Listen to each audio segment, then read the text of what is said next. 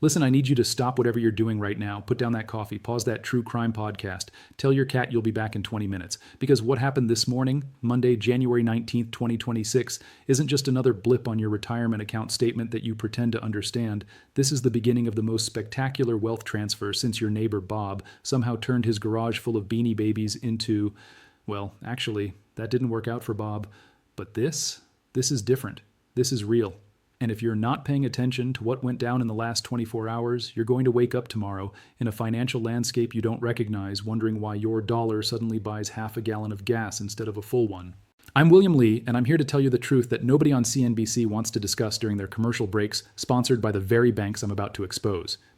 The truth that your financial advisor, the one who told you bonds were safe and that stocks always go up, either doesn't understand or is deliberately keeping from you because his bonus depends on you staying confused. Let me start with what happened when the markets opened this Monday morning. We witnessed something in silver that made every trading desk from New York to London to Shanghai simultaneously choke on their morning beverages. The price didn't politely edge higher like a well-mannered guest at a dinner party. It didn't crawl upward with the enthusiasm of your joints when you get out of bed. It exploded. We're talking about silver blasting through resistance levels that so-called analysts, people with fancy degrees and suspenders, said would take months to break. And here's where it gets absolutely wild. Within hours of that opening bell, the Chinese and Japanese markets unleashed a tsunami of capital into silver that made our quantitative easing look like a kid's lemonade stand. We're not talking millions here, folks. We're not even talking hundreds of millions. We're talking billions upon billions of dollars flooding into physical silver and silver contracts simultaneously. It's like watching an entire continent suddenly decide they really, really need to own shiny metal, and they need it right now, and they don't care what they have to pay for it. When I woke up this morning and checked the charts, and yes, I check charts first thing in the morning because apparently I've become that person, I had to look 3 times to make sure I wasn't still dreaming, or that my glasses hadn't somehow developed dyslexia. Silver is now trading above $94 per ounce. Let that marinate in your brain for a moment. 94 American dollars for 1 ounce of silver. We are making new all-time highs every single week now, like it's some kind of sport. And the pattern is as undeniable as your spouse's ability to find that thing you swore wasn't in the refrigerator. If this momentum continues, and every single indicator I'm watching, every chart pattern, every data point suggests it will, we're going to see $100 silver before this week is over. Not next month when you've had time to think about it. Not next quarter when you've consulted with Bob, who claims he knows about these things because he once bought a silver quarter at a garage sale. This week, we are talking about days, maybe even hours, before silver crosses that psychological barrier that everyone said was impossible, like flying cars or getting through to customer service on the first try. This is not speculation, folks. This is not me being optimistic because I had an extra cup of coffee this morning. This is mathematical inevitability based on what I'm about to explain to you. A logistics trap so perfect, so beautifully catastrophic, that if you tried to engineer it on purpose, you probably couldn't. The dollar is collapsing at a rate that should concern anyone who's ever looked at their retirement account and thought, that should be enough. And you can smell it in the air like that weird smell in your basement that you keep meaning to investigate, but never quite get around to. Every central bank in the world knows it. Every major institution knows it. The only people who don't know it are the ones still watching cable news and trusting their financial advisors, who are essentially reading from scripts written by the very banks that are about to implode like a souffle in an earthquake. Now, before we go any further, I need you to understand something crucial. I am the real William Lee. There are copycats out there, channels trying to steal this information, trying to ride on the research that I spend more hours on than I'd like to admit to my family. But I'm here for one reason: to help you break free from the financial chains that this system has spent decades carefully wrapping around your ankles while telling you they're actually comfortable shoes. To help you see the truth, to help you protect yourself and your family from what's coming faster than your ability to remember where you put your reading glasses. If you appreciate what I'm doing here, if you value having someone tell you the unfiltered truth instead of the sanitized version designed to keep you calm and invested in things that benefit them, let me know in the comments. Hit that like button. Let the algorithm know that real analysis matters, because I promise you, YouTube would much rather show you videos of cats falling off furniture than someone explaining how the financial system is held together with duct tape and wishful thinking. Let me take you back to last Sunday, January 18th, 2026. While most sensible people were relaxing, enjoying their weekend, maybe grilling something or arguing about whose turn it is to do the dishes, completely oblivious to what was brewing in the background like a pot you forgot on the stove, something happened that changed the entire structure of the global silver market forever. And I mean forever, like there's no going back from this forever. Not like when you said you'd start that diet on Monday forever. President Trump announced something that the mainstream media immediately turned into a comedy show. They laughed. They made it into entertainment. They focused entirely on the headline about Greenland, about trying to purchase what is essentially a very large ice cube in the North Atlantic. The late-night comedians had material for weeks. The Danish politicians were outraged in that very polite Scandinavian way. The news cycle turned it into a circus, complete with graphics and talking heads who clearly hadn't done any research beyond reading the first paragraph of the press release. But here's the thing, and this is where it gets interesting. While the media was laughing, while the pundits were making their sarcastic comments and feeling very clever about themselves, the risk managers at JP Morgan, at HSBC, at every major bullion bank in London and New York were not laughing. Not even a little bit. They were screaming. Some of them were probably crying. A few might have been updating their resumes. Because buried in that announcement, hidden behind the spectacle of trying to buy an island that nobody really wants except for strategic military positioning and possibly some minerals, was a single sentence that effectively detonated a financial nuclear bomb in the global silver market. And unlike most financial bombs, which are theoretical and take years to explode, this one went off immediately. President Trump announced a 10% tariff on all imports from 8 European nations, including, and this is the important part, so pay attention, the United Kingdom starting February 1st. And here's the kicker, the cherry on top of this chaos sundae. If a deal for Greenland isn't reached, that tariff jumps to 25% on June 1st. 25%. That's the kind of number that makes accountants weep and risk managers start drinking before lunch. To the average person watching the news between commercials for medications with side effects worse than the conditions they're treating, this sounds like just another trade dispute. It sounds like political theater. It sounds like Trump being Trump, doing Trump things, making headlines like he's being paid per controversy. But to anyone who actually understands how the global silver market functions, and I mean really functions, not the sanitized version they teach in business school, this is an extinction-level event. This is the asteroid that killed the dinosaurs. Except the dinosaurs are bullion banks, and the asteroid is a tariff disguised as a real estate negotiation. Let me explain the mechanics of what just happened, because this is where most people get lost faster than you in a shopping mall without a map. The global silver market operates on a principle called fungibility, which is a fancy economics word that basically means a bar of silver in London is supposed to be worth exactly the same as a bar of silver in New York. It's like how a dollar should be a dollar everywhere. Except that's not really true anymore either, but let's not open that can of worms just yet. More importantly, the entire system relies on the ability to move that metal back and forth across the Atlantic Ocean cheaply, easily, and without friction. Like how you used to be able to travel without taking off your shoes and unpacking your laptop, except this is for silver bars. The bullion banks have been playing a game for decades that I call whack-a-mole, which is probably dating myself because I'm not sure kids even know what whack-a-mole is anymore, but stay with me. Here's how it works. When the price of silver starts rising in New York because of high demand, because people are actually waking up and realizing that maybe owning something real is better than owning promises, the banks take silver out of their vaults in London, specifically from the London Bullion Market Association vaults, which sounds very official and British, and they fly it to New York. They flood the market with physical metal to push the price back down like pushing a beach ball underwater. Conversely, when London runs dry, which has been happening with increasing frequency due to the insatiable demand from India and China, who apparently understand what wealth preservation means better than we do, they take silver out of the COMEX vaults in New York and fly it to London to refill those shelves like restocking the toilet paper aisle during a pandemic. This constant flow of metal across the Atlantic Ocean is the lifeline of the entire suppression scheme. It's the magic trick that makes the whole illusion work. It allows the banks to create the appearance that there's always enough silver, that supply is abundant, that you shouldn't worry your pretty little head about scarcity. They shuffle it around like a shell game at a county fair, moving it to wherever the fire is burning hottest, wherever the demand is threatening to break their control over the price like a dam about to burst. But stay with me here, because this is where the trap snaps shut, like a mousetrap that's been waiting patiently for weeks. What happens when you put a 10% tariff wall right in the middle of the Atlantic Ocean? What happens when the United Kingdom, the home of the LBMA, the heart of the global physical silver trade, the place where gentlemen in suits have been trading metal since before your grandparents were born, is suddenly on that tariff list? Starting February 1st, that's less than 2 weeks away, which is barely enough time to finish your New Year's resolutions before abandoning them. If a US bank ships silver to London to bail out the LBMA and then tries to bring that silver back to the United States, later they have to pay a 10% tax on the value of that metal. At $90 an ounce, that's $9 per ounce. $9 might not sound like much when you're used to $9 lattes, but in the razor-thin margin world of bullion banking, where these guys are working with profit margins thinner than your patients at the DMV, that $9 doesn't just cut into profits. It completely destroys the entire arbitrage opportunity.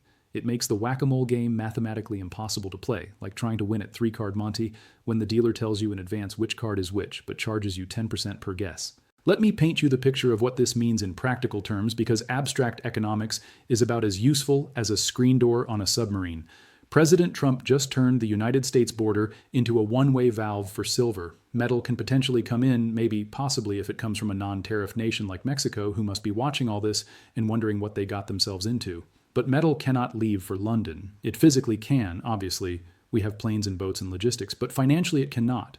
Because if it leaves, if it crosses that border heading east across the Atlantic, it can never come back without a penalty that wipes out not just the profit, but the entire equity position of the bank that made that move. It's like loaning your lawnmower to your neighbor, knowing that when you get it back, it'll cost you 10% of its value just to retrieve it. Suddenly, you're very motivated to keep that lawnmower in your garage, aren't you?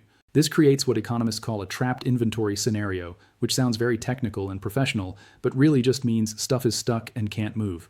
Right now, as I'm recording this while you're listening and probably wondering if you should check your own silver position, the risk managers at every major bullion bank are looking at their spreadsheets with the enthusiasm of someone who just realized they accidentally filed their taxes wrong. They're running calculations, stress testing scenarios, and they're issuing stop-move orders faster than you can say supply chain disruption. They're telling their logistics teams to halt all exports immediately. Stop. Do not pass go.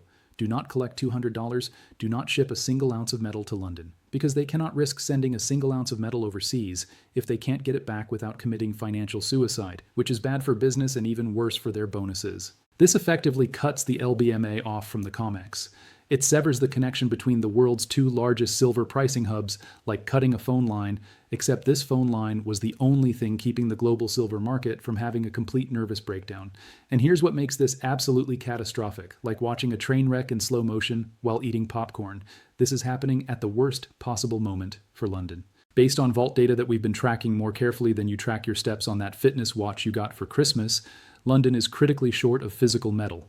The flows to India and China have drained the LBMA vaults to historic lows. We're talking about inventory levels that would have been considered impossible just 2 years ago, like "this can't be right, check the numbers again" levels. The vaults are running on fumes. The amount of unencumbered silver, meaning silver that isn't already owned by an ETF or allocated to a specific customer, silver that's actually free and available, is frighteningly low, lower than your chances of winning the lottery. And you don't play the lottery because you understand statistics. London was counting on a bailout. They were counting on the cavalry arriving from across the ocean. They were waiting for 4.2 million ounces that were withdrawn from the COMEX on Friday to save them like the Marines landing at Iwo Jima, except with silver bars instead of soldiers. They had their logistics teams ready. They had planes on standby, probably with the engines running.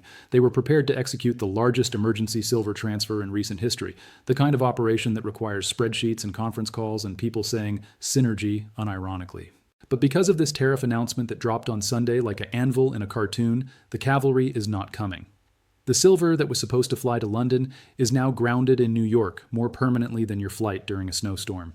Those 4.2 million ounces that we discussed, that massive withdrawal that happened on Friday night, we thought that metal was leaving the country. We thought it was already in transit, probably somewhere over the Atlantic, maybe flying over Iceland, definitely charging extra for luggage. But now, with this tariff creating an impossible financial equation that would make your high school algebra teacher weep, that metal is stuck. It's sitting in a warehouse, probably near JFK Airport, because that's where these things happen, wrapped in plastic, tagged and ready to ship, looking very eager and prepared, but going absolutely nowhere. It's like being dressed for a party that got canceled, but nobody told you until you were already in the car. The owner of that metal now faces an impossible choice, the kind of choice that keeps people up at night and leads to uncomfortable conversations with lawyers. They can ship it to London and trap it there forever, knowing that bringing it back will cost them 10% of its value. Or they can keep it in the United States and either hold it, which costs money and storage fees, or sell it to a domestic buyer, which means finding someone who wants 4.2 million ounces of silver, which isn't exactly an ad you can put on Craigslist. Given that uncertainty, given the risk profile, given that no rational person wants to voluntarily lose 10% of anything, the smart move, the only rational move that doesn't involve potentially explaining to shareholders why you just lost millions of dollars on a tariff you should have seen coming, is to keep it here. In America, where it's safe from Danish politicians and British risk managers and whatever chaos is unfolding across the ocean. This is what I mean when I say we're witnessing a fundamental restructuring of the global silver market. This isn't a temporary disruption like when the Suez Canal got blocked by that ship. This isn't something that's going to blow over in a few weeks after some diplomatic phone calls and apologies. This is a permanent realignment of how silver flows around the world, like how rivers change course after an earthquake. Except this earthquake was a tweet about buying Greenland.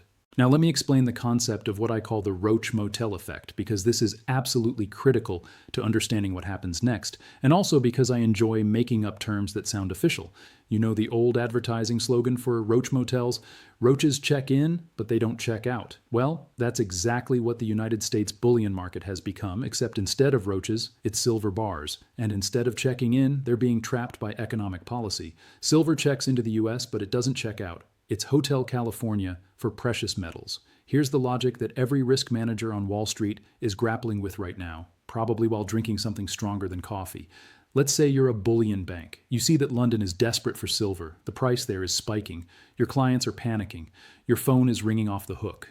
People are using words like crisis and emergency and why didn't you prepare for this? You want to ship 1 million ounces from your COMEX vault in New York to your LBMA vault in London to stop that price spike and maintain the illusion of control, because maintaining illusions is what banks do best. Second only to charging fees for things that should be free.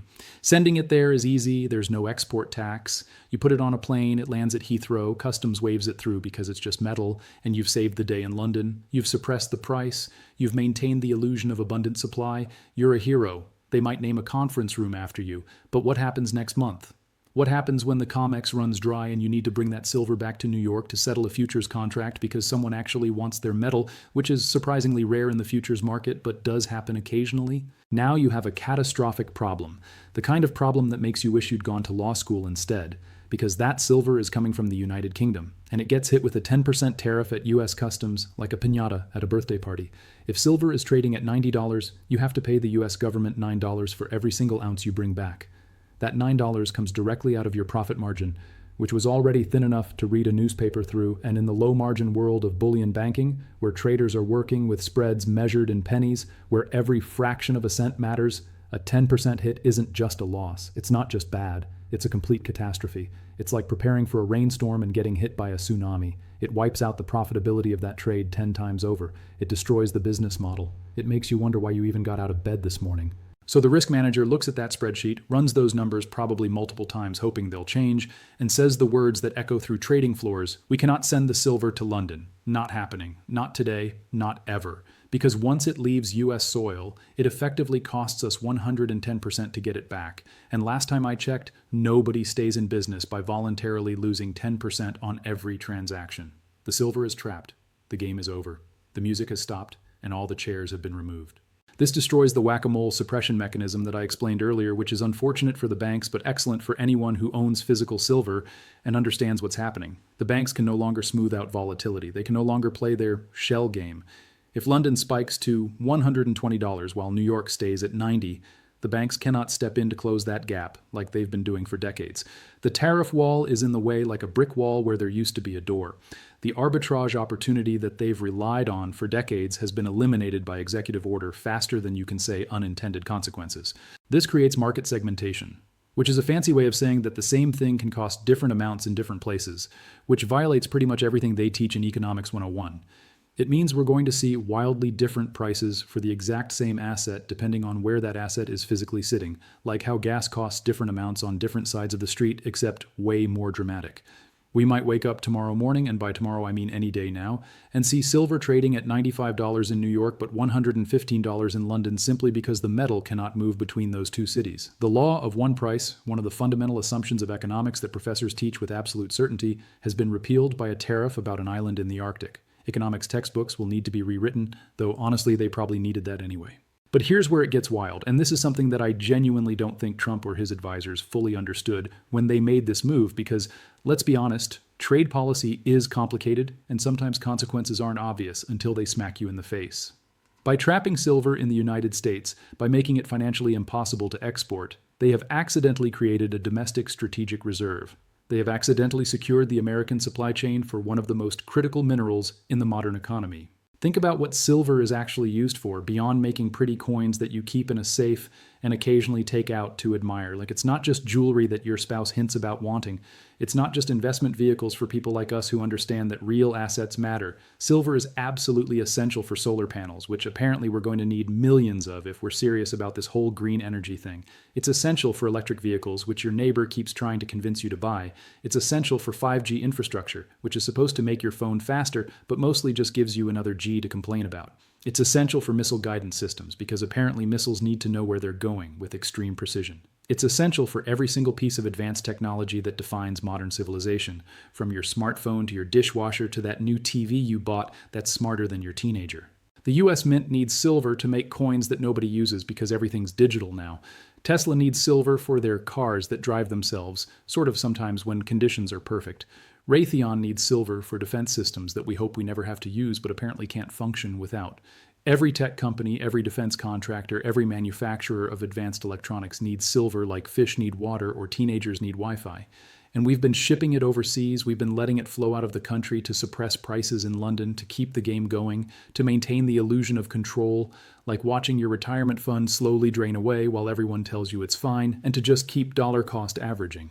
But this tariff changes everything faster than your opinion of a restaurant after food poisoning. If the banks cannot export silver to London because of the tax risk, because the math doesn't work, because nobody wants to explain to their boss why they just voluntarily lost 10%, that silver stays here. It stays in the COMEX vaults. It stays available for American industry. It stays available for American defense.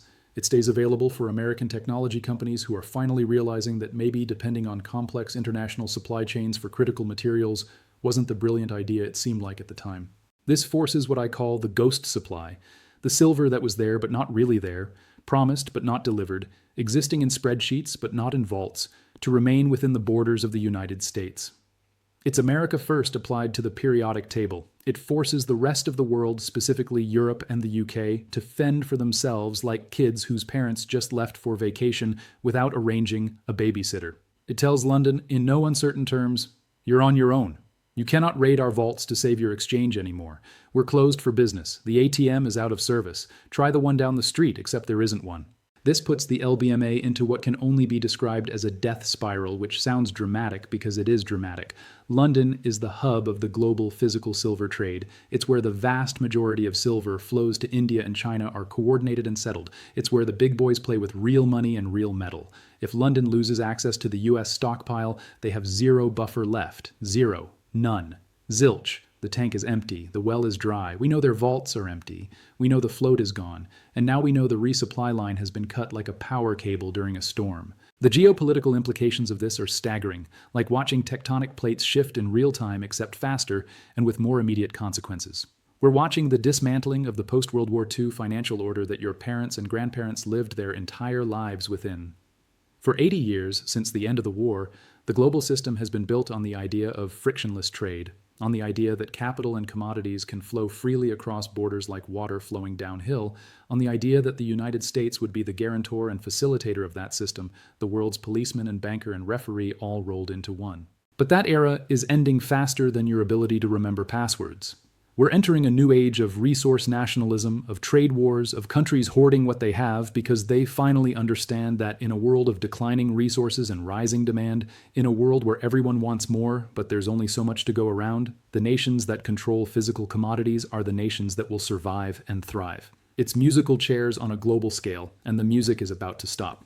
China understood this a decade ago, which is why they've been buying gold and silver at a pace that would make you dizzy if you saw the actual numbers. That's why they've been securing mining operations in Africa and South America, like they're collecting Pokemon cards. That's why they've been building strategic reserves of everything from copper to rare earth elements to things you've never heard of but your phone can't function without. They saw this coming. They prepared. They did their homework while we were watching reality TV and arguing about things that don't matter. Russia understood this too, which is why they've been accumulating gold like a dragon in a fantasy novel. Why they've been moving away from dollar-denominated trade faster than you, moving away from someone coughing on an airplane. Why they've been building economic relationships with countries that the West has ignored or sanctioned or generally pretended don't exist. And now, whether intentionally or accidentally, and I genuinely believe it's accidentally, because trade policy is complicated, and sometimes you don't realize you've set the house on fire until you smell smoke, the United States is joining that club. This tariff on the UK, this seemingly absurd dispute over an island covered in ice that most people couldn't find on a map, is actually the first domino in a massive shift toward recognizing that hard assets matter more than paper promises, that what you can hold in your hand is worth more than what exists in a database, that reality eventually asserts itself no matter how many PhD economists tell you otherwise. The bifurcation of the market is a nightmare for the banks because it destroys their hedging models, which are very complex mathematical formulas designed to protect them from risk, but apparently not designed to protect them from tariffs on Greenland. Most major banks run what's called a global book, which sounds impressive and international. They might be long silver in London and short silver in New York. In a normal world, these positions cancel each other out. They're hedged. The bank is protected from price movements because gains in one location offset losses in another, like a perfect balance, like yin and yang, like cats and dogs living together. But if the price in London screams higher while New York stays relatively stable, which is exactly what's about to happen, their hedge breaks. It shatters. It falls apart. They start losing money on the spread. The positions that were supposed to protect them are now bleeding capital, like a wound that won't stop. This forces them to close their positions, to unwind their trades, to basically admit defeat and take their losses. They have to buy back their shorts in New York, which pushes the price up. They have to sell their longs in London, which pushes that price down, but not enough to matter because London is trapped. And this creates massive buying pressure in New York, which is exactly the opposite of what you'd expect if you only understood economics from textbooks. So here's the paradox that most people won't understand until it's explained very slowly. The tariff that traps silver in the US actually forces the US price to rise. The idea that trapped inventory would crash the US price is completely wrong. It's backwards. It's like thinking that trapping water behind a dam makes it flow downhill faster.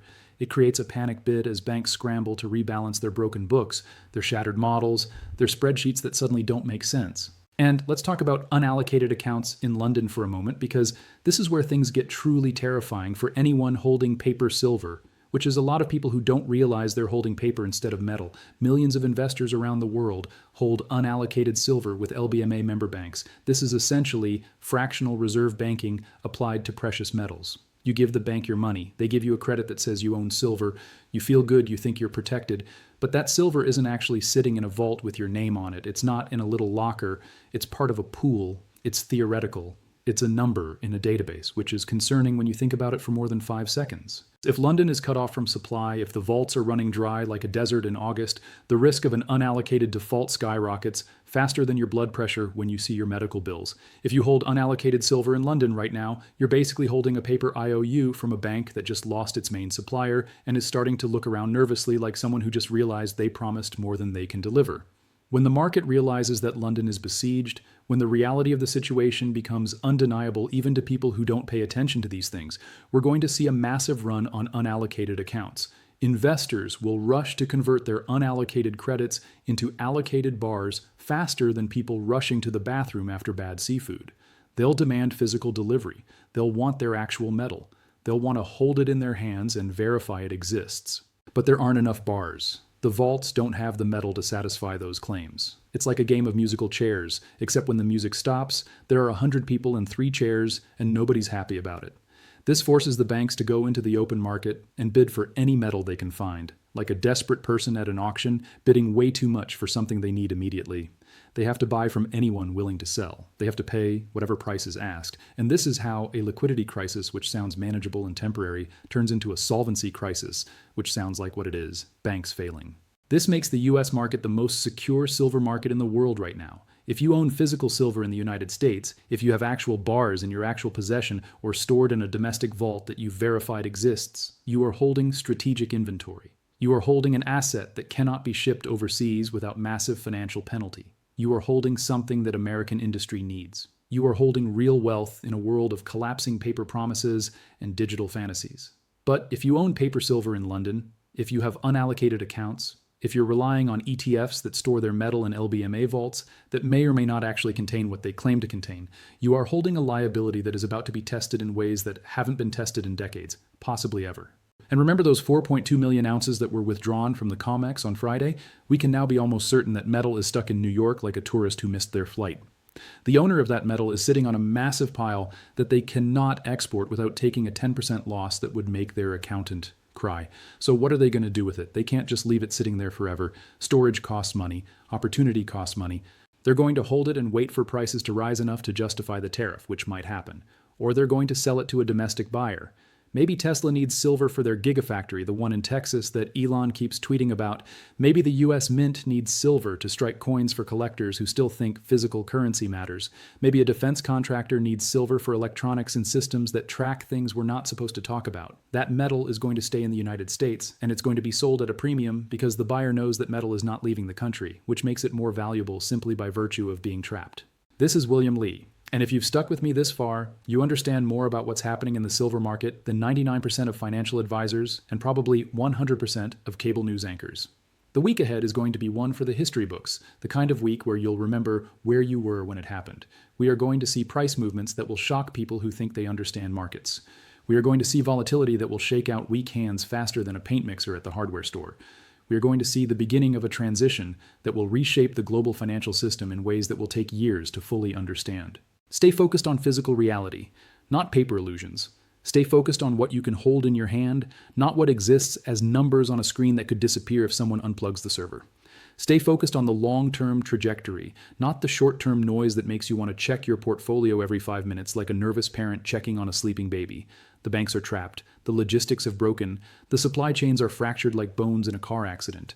And silver is finally going to trade at its true value, not the suppressed value, not the manipulated value that they've been force-feeding us for decades, but the actual value that reflects its scarcity, its utility, and its role as real money in a world drowning in fake currencies.